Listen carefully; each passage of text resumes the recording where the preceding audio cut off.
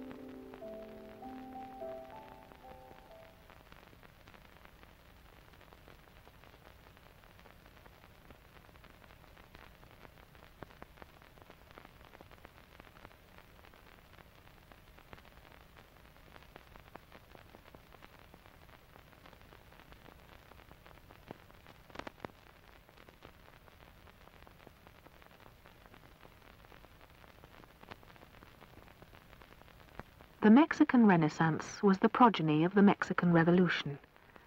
The overthrow of the Ancien Régime of Porfirio Diaz in 1911 unleashed uncontrollable forces and counter-forces for nearly a decade of civil war, peasant rising, and landlord oppression.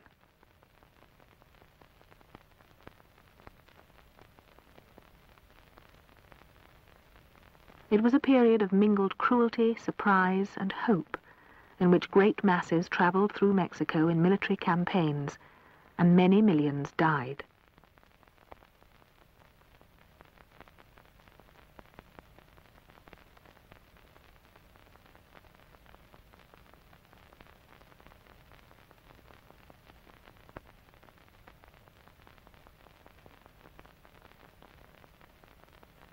Others survived to march in triumph through the capital, to cheer a man on horseback, to wreak vengeance on the defeated, or simply thank their luck or cunning.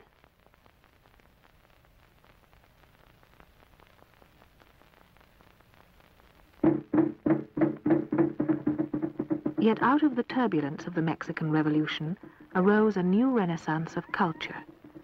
Intellectuals and artists left the academies to rediscover and revalue the vivid traditional culture of their country, still inseparable from the daily life of marketplace and village square.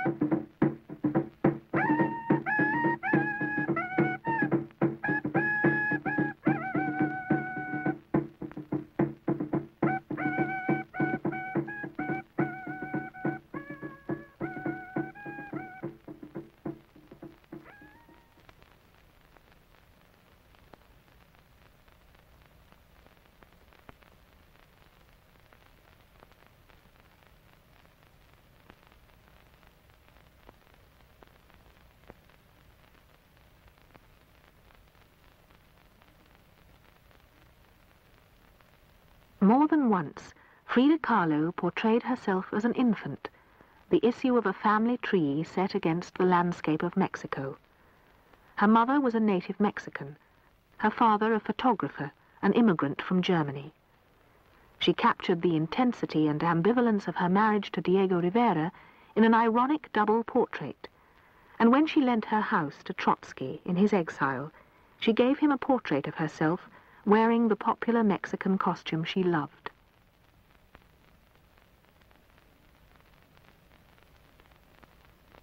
In The Two Fridas, she painted her own double identity, the European Frida in white and the American Frida in traditional dress. Yet the duality she felt in herself and in Mexico also offered the hope of a new hybrid, a new synthesis of cultural and personal opposites. She identified herself with this vision of Mexico. In My Nurse and I, the Indian nurse suckles the European child. In her painting Roots, she portrayed herself stretched out on the Pedregal, the volcanic rock of Mexico, joined to it by an intricate web of tendrils and branches.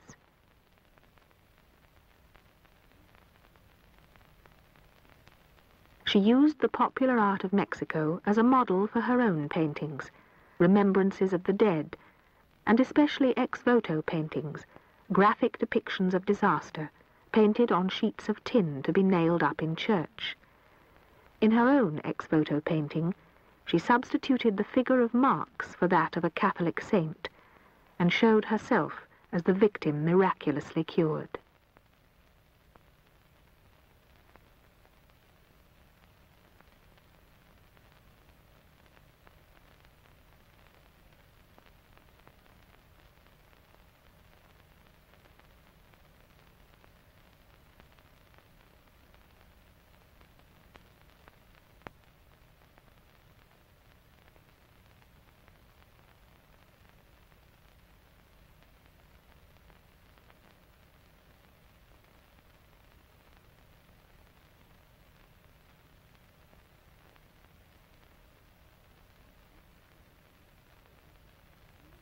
Like Mexican artists of the period, Tina Modotti was fascinated by the forms of popular culture. With Weston, she made a series of photographs of folk art to illustrate a book on Mexican culture, Idols Behind Altars. She also took photographs of marionettes, in which she looked especially at the hands of the puppeteer, the tracery of the wires, and the patterns of shadows, to show the manual dexterity of the work.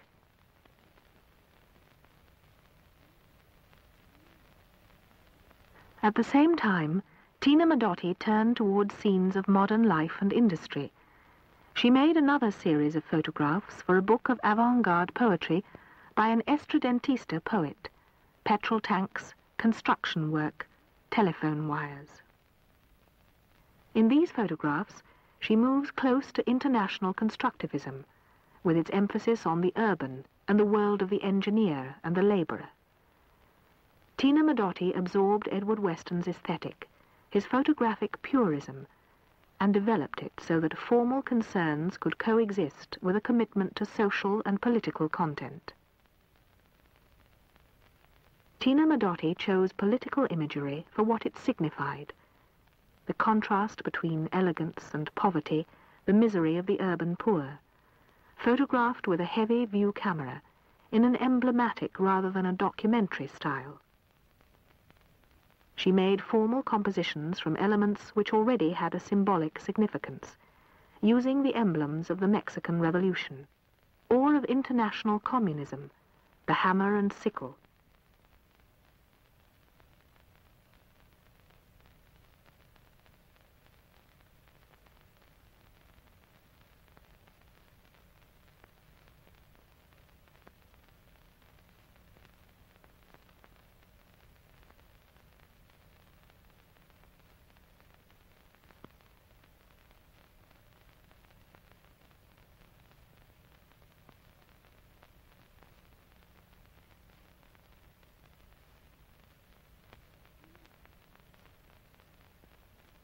Tina Modotti was born in Udine, in northern Italy, in 1896.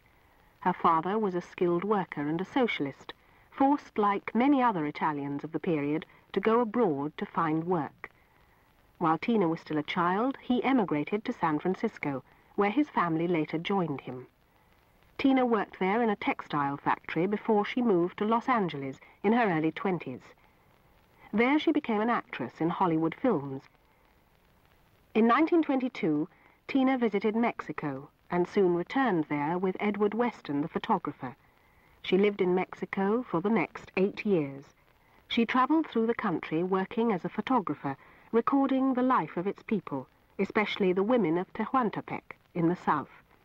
But in 1930, she was expelled from Mexico for political reasons, soon after the assassination of her companion, Julio Mella, founder of the Cuban Communist Party, who was shot dead in the street by her side.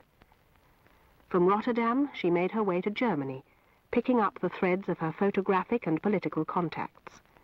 But soon the threat of fascism forced her to leave Berlin, and she made her way to Moscow, where she abandoned photography for full-time political work. The Communist International sent her to Paris, and then, shortly before the outbreak of the Civil War, to Spain, where she stayed throughout the war, till the Republican defeat drove her once more into exile. Finally, she returned for the last time to Mexico, planning to take up photography again, and died there unexpectedly in 1942.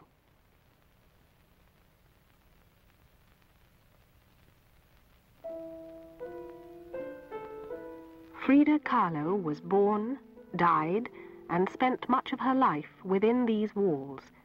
The Kahlo family home in Coyoacan, on the outskirts of Mexico City, known as the Blue House. Frida Kahlo's roots are here, in this house and garden. The walls are painted in traditional Mexican colors. The pyramid and the pre-Columbian statues celebrate the Indian culture of Mexico before the Spanish conquest in the 16th century. At the same time, the walls form a protective shield, a shell or mask, covering Frida's life and its pain. It was here she sheltered from the storms of her relationship with Diego Rivera, who she married, divorced, and remarried.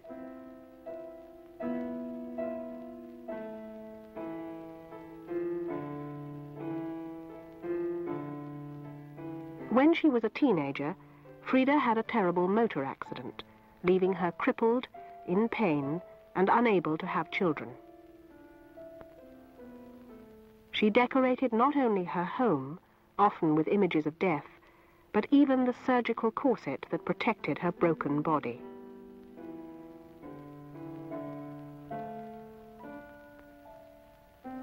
Everywhere she surrounded herself with objects of art and folk culture, crude and brightly colored images drawn from the imagination and complex culture of the Mexican people, identifying herself with them.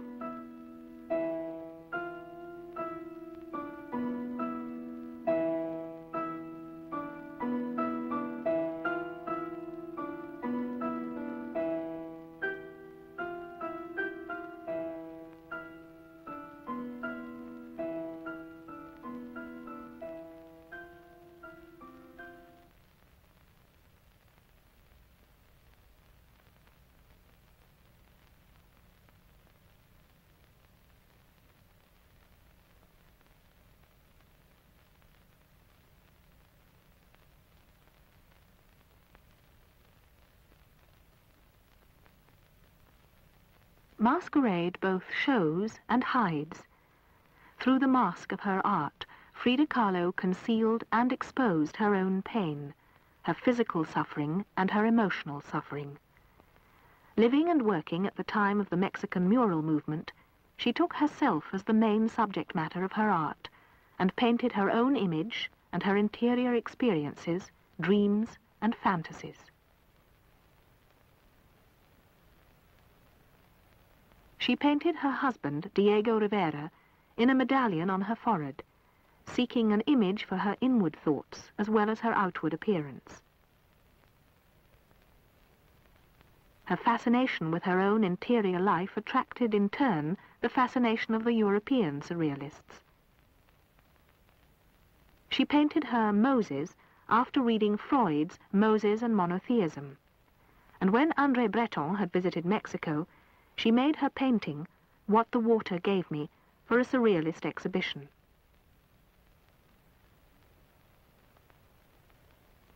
Frida Kahlo painted the passions of the unconscious. The world of dreams is a world of great beauty, but it takes her to the edge of terror. The haven of private fantasy is stripped of reassurance.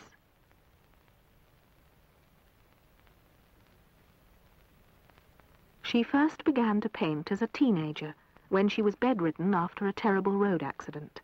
Her spine was fractured, her pelvis shattered, and her foot crushed. For long periods of her life she was in pain and forced back into hospital for an endless series of operations. Painting brought pleasure, hope, and power over herself. She could ward off despair and regain control over her crushed and broken body by creating a masquerade of beauty. Whatever the degree of pain implied, by tears or even wounds, her face remained severe and expressionless, with an unflinching gaze. Yet at the same time, the severity is softened by a luxurious surround of lace or plants, or by an accompanying doll or spider monkey. Even here, though, there is an ambivalence. The wide-eyed monkeys somehow remind us of the missing child, the pain of desire.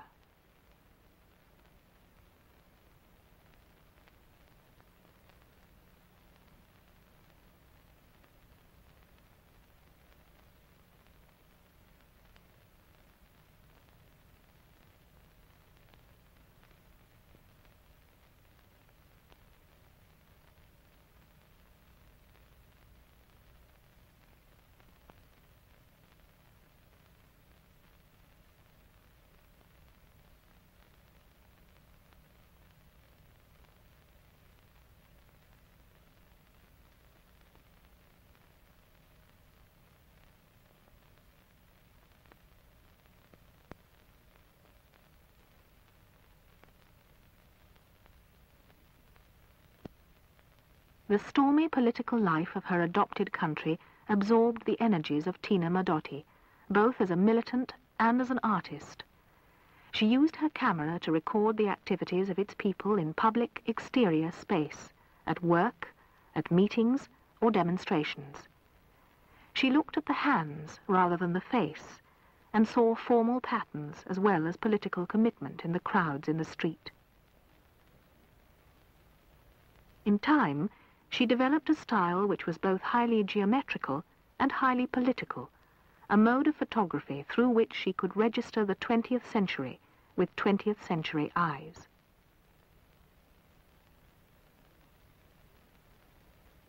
Tina Modotti had learnt photography from Edward Weston.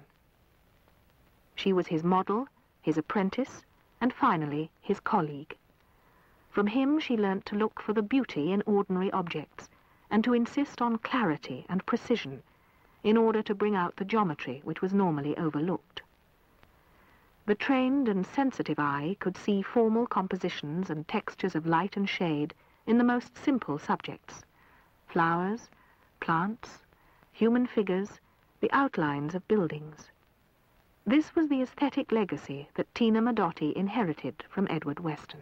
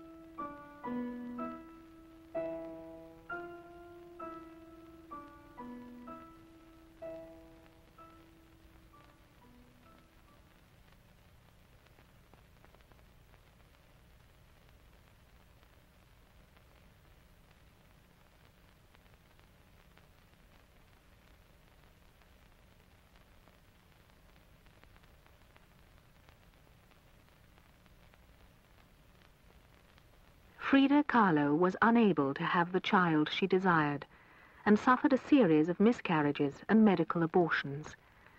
She displays her pain and her damaged body through the traditional iconography of Catholic art, the depiction of martyrdom and of the Passion. In Henry Ford Hospital, her body on the bed is surrounded by emblematic objects, like those which surround the crucified Christ in an allegory of redemption. These images of her own agony have an archaic, almost medieval aspect, a love of minute detail, often based on anatomy textbooks, a disparity between foreground figure and background setting, a disregard for proportion and perspective, the use of conventional signs and attributes.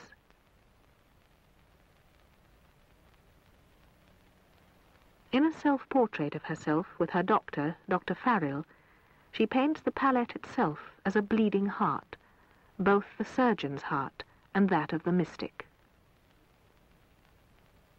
Her appeal is not to an imaginary identification with herself as subjected to pain, but to a symbolic reading of her body as the site of suffering, as in The Little Dear, which combines Catholic imagery with a metaphor taken from a popular song. In her self-portrait with cropped hair, she quotes another song. "Look, if I loved you, it was for your hair. Now your hair's gone, I love you no more."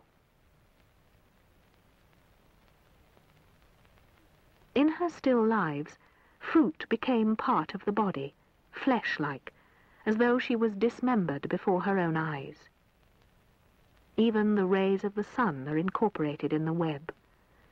Volcanic barrenness contrasts with images of cosmic and natural vitality. Frida Kahlo turns everything into a language of signs, through which the traumas of injury and their effects are written in allegory and emblem.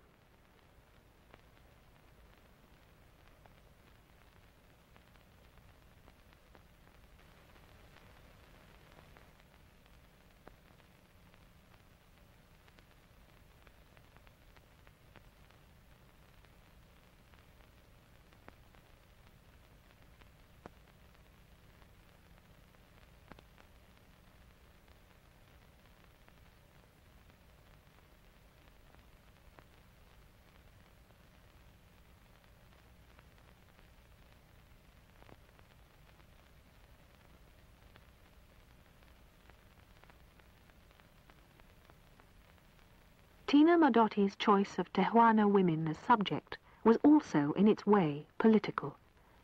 The women of Tehuantepec in the southwest of Mexico were legendary for their strength, beauty, and independence. Tina Modotti was made famous as a beauty in Hollywood films and as a model for Edward Weston and Diego Rivera. Beauty was inscribed on her body by the look of others. When she herself learned photography and could return that look, she chose as her models, as her subjects, women whose beauty was inseparable from their work and their independence. Tina Modotti wrote to Edward Weston, "I could not possibly see what prettiness had to do with the revolutionary movement." Often she photographed mothers with small children, their bodies framed to emphasize not their own form, but their interaction with the children. They're shown in the process of mothering, that is to say, at work. The camera position is often below head height, to show the labor involved in mothering, and to avoid the isolation and fetishism of the pose for a camera. At the same time, she reveals the curves of pregnancy and the diagonals of the arms, to bring out the formal values of each scene. Tina Modotti mainly photographed women, and her gaze is direct and just.